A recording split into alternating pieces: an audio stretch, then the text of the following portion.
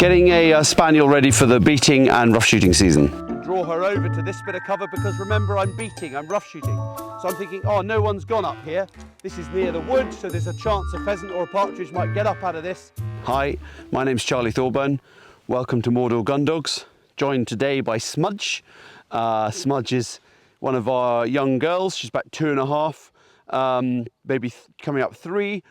She had a bit of a season last year, but this is going to be kind of her first, what I would call adult season. The first season we take them out beating when they're kind of 18 months old plus is very much like a learning season. So if you've got a young dog, don't be like, oh, right, I'm ready to go beating. No, you're ready to move on to the next stage of training, which is out in the shooting field, but it's still very much training. What do I mean by that? I mean, you're not ready just to like let your dog hunt away loads of birds. There's lots of birds running in front. You can't treat them like they're a sort of 7-year-old seasoned professional, okay? You've got to treat them like a newbie who's liable to ruin a drive at any minute. If you always think the worst, you're going to get the best. I learnt from my mistakes with my first dog. My first day I ever went beating, I was like, oh yeah, he's trained, he's great. Off I went. I didn't train him, someone else did. Off I went. 3 seconds later, he's onto the line of a pheasant, off down the drive. Pheasant's flushing left, right and centre, and the keeper's standing next to me going, get your blooming dog back, okay? You don't want to be that person. I've been there and I'm not going back, okay? So what are we thinking about? We're thinking about all those times where anyone expects something from you that you don't feel happy to put your dog with. You've just got to be strong and say no or just avoid it. When quite often, you know, keepers are quite prone to saying, right, let your dogs go at the end of the drive. If you hear someone saying, let your dogs go, that should be you getting your dog on a lead. It should already be on a lead. Almost do the opposite from everyone else. When everyone else is walking through a sort of bit of grass like this, thinking there's nothing to find, you want to be going through the motions, getting your dog to hunt, getting them into the habit of quartering from left to right, doing a few stop whistles so that when you come across the game in the distance, you're ready for it. Rather than a more experienced dog, you just let them go, first pheasant they flush, they sit down hopefully. Got a young dog, she didn't chase a pheasant this morning, but flushed a pheasant with enthusiasm, I would put it. And what do I mean by that? Chasing a pheasant is I'm off. This was a kind of, oh, what was that? Oh, I'll just go a bit with it kind of thing. So, you know, fine, she's got enthusiasm. I don't want her going, oh, that was a pheasant. Oh, I'm not sure, because then she wouldn't be much use, would she? So we want a bit of that, but we don't want her racing off after it. It's got to be careful. So why am I telling you to hunt the grass as you're going up to the drive where there isn't any game? Because it's like a training session. You're just teaching the dog to go through the motions. Quite often when I go out shooting, if I feel like I haven't been out with the dogs sort of practicing enough, and I turn up and especially if I'm going rough shooting, not on a driven shoot, it's not so much because it's just about sitting and staying really. But if I'm going on a rough shoot, I will find a field like this 10 minutes before I get to the shoot, making sure it's not one of the drives we're going to be doing. That's quite key as well. You don't want to meet the gamekeeper in the middle of the bit you're training your dog in with a feed bag going, what the bloody hell are you doing here? And then see him 10 minutes later in front of the shooting lodge. So find this time of year a stubble field, just a bit of rough grass, a bit of rashes, just something on the side of the road. And I would get my dogs out and I'd have the Labradors at heel and I'd have the Spaniels with me. I'd be quartering them, making sure they're in close. I'd be blowing the stop whistle, making sure they're listening and stopping. And if they're not, getting out there, doing something about it, because I want to do something about it then, so that in an hour's time when I'm on the shoot, the dog's kind of like, oh yeah, he's on my case today. So I'm setting them up I'm almost putting them into a situation where I'm in control and I know they might fail, so that I know they've got a better chance of succeeding later. If, for example, you've been away at work for all week and you come back home and your wife or someone kindly has been looking after your dogs and you literally haven't seen them, you haven't blown a whistle at them for about 2-3 weeks, and then you turn up on a shoot and the first whistle you blow, they don't listen and you wonder why, do I really have to explain that? Probably not. It's a bit like pulling a car out the garage after a year and wondering why it doesn't start, okay? It's kind of obvious. You've got to just keep these things ticking over. You've got to go and start that car periodically just to make sure you've got to run it. You've got to make sure that everything works. The brakes aren't sort of rusted over. Young dogs, any dog's just the same. And the more you're thinking like that, the better your dog's going to be. So with little Smudge, I'm not worried about her hunting. I'm not worried about her like actual going and her retrieving. I'm worried about her stopping, her sit whistle. I'm worried about her recall whistle. I'm worried about her walking to heel. So we've walked to heel from the kennels, 150, 200 meters, and we're out in this field. Going to slip the lead off. Make sure when you take the lead off, it doesn't mean anything. The lead coming off doesn't mean go. If she looks like she's going to go, I'll put it on again. I'll take it off. I'll put it on again. I'll take it off. Make sure she's looking at you. Have your whistle ready. So many people, they walk along and their whistle's tucked into their jacket. The dog starts running and they're sort of faffing around in here with the whistle. And by the time they've done that, dog's gone. You've got to be ready, okay? You've got to be ready. So before we go, get the whistle in our mouth. We're off. We're ready to go. Gone away. Not so much. She's hunting away nicely, so I'm not gonna do anything particular. Looks at me, I'm giving her a little hand signal. Now, if you were sit, give her a little stop whistle just so I can explain this. If you were looking for a dog that was going to win a field trial, you'd want her to hit the ground running twice the speed this little dog's going. You wouldn't want her looking at you. You want her just hunting. But I'm not. Smudge, hey, sit. I'm looking for a nice little rough shooting dog. So if she does a couple of turns and she glances back to me for am I doing the right thing? That's great. I want to encourage it, and I encourage it by giving her a hand signal and sending her on her way. She's staying nice and close. So again, I'm not turning her on the whistle because there's no point, because she's staying nice and close. She's quartering really nicely. Just a really nice little dog for... Gone away. Nice little dog to go beating or shooting. She stopped there.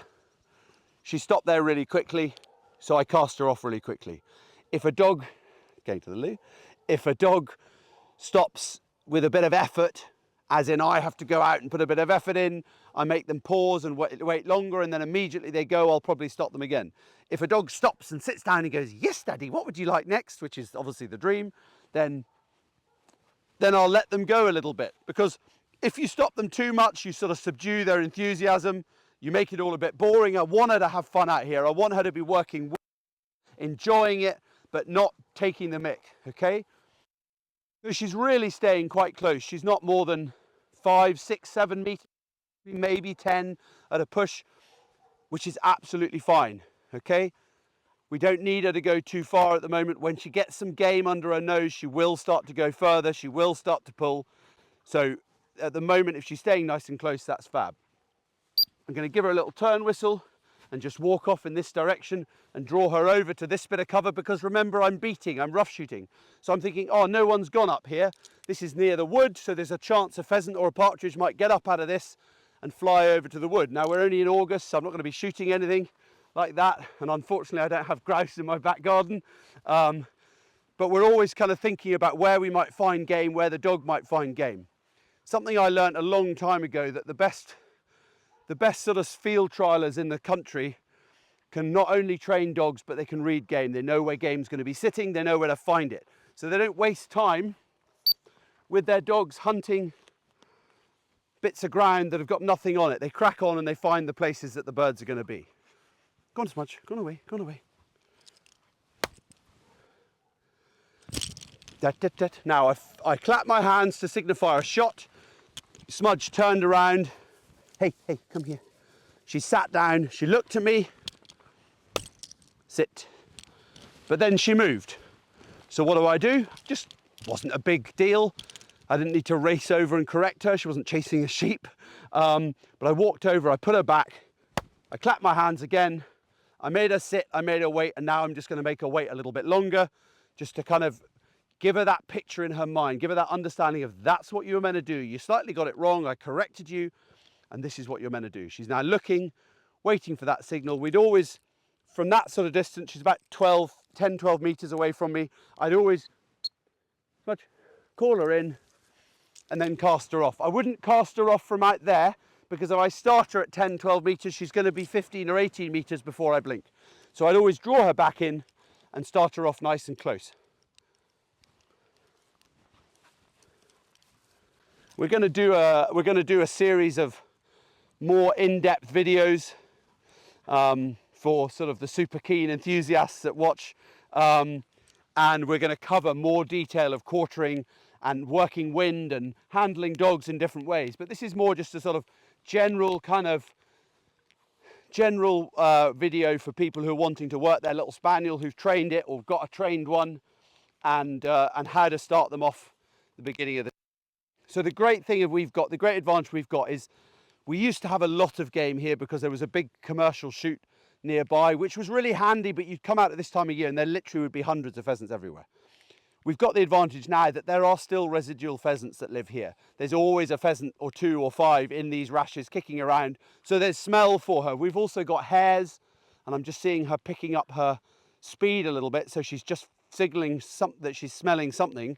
But we've also got hares and things, so there's always smell on the ground, so there's something to kind of interest her. And you can see anyone who's watching and sort of knows a little bit about reading dogs' body language, you can see something's caught her nose, something's interested her. Back there, she was just kind of going through the motions. Suddenly she's got into this little bit here and she's like, there's something here, or there has been something here.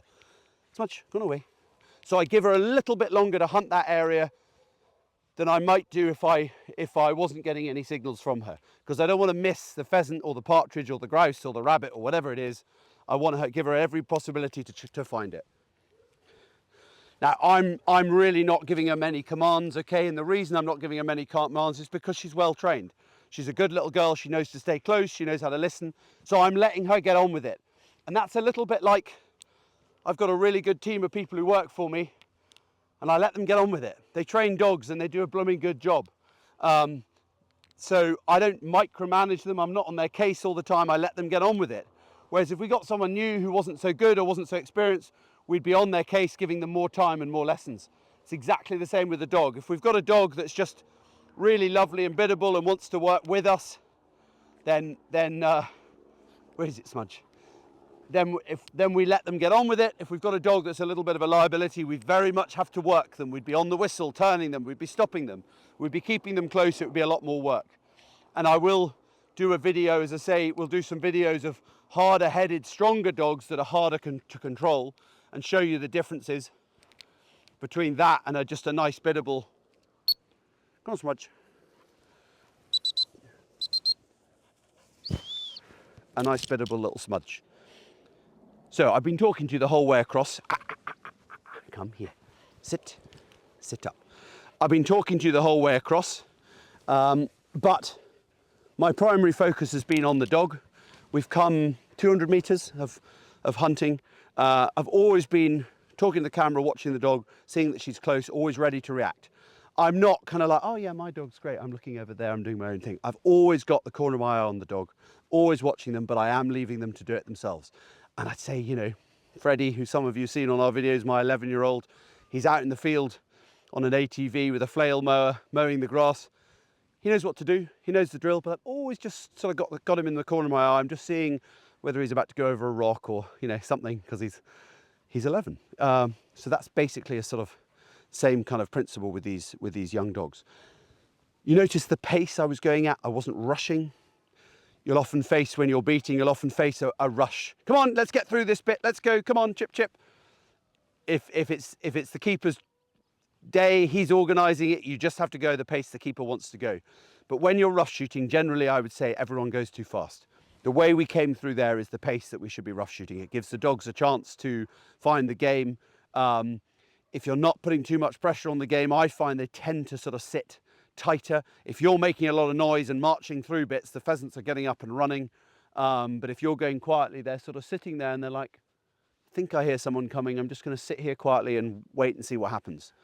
Same with rabbits. They sit tighter if you're quieter. If you're making lots of noise and you're all there going, this way, over here, peep, peep, peep, peep, peep, you know, they're all going to have gone. Or they're going to sit so tight to the ground, you're not going to get them to fly unless the dog's right on top of them. So nice and slowly, nice and calmly. We can always speed up. We can always speed our dog up. If I want to go through a bit much quicker with Smudge, she'll go quicker. But if we're used to going quicker, it's much harder to slow them down.